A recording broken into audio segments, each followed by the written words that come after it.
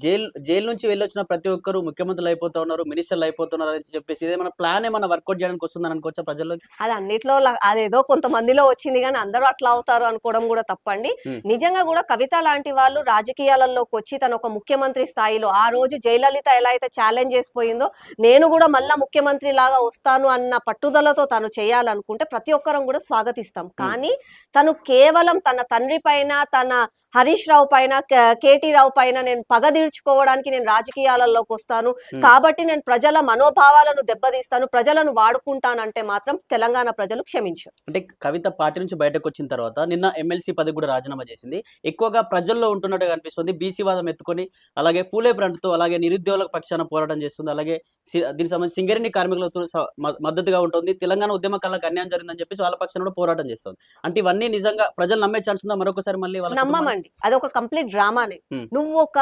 పార్టీలో ఉంటూ ముఖ్యమంత్రి బిడ్డ స్థాయి, అలాగే ఒక ఎంపీగా ఉండే, ఎమ్మెల్సీగా ఉండే.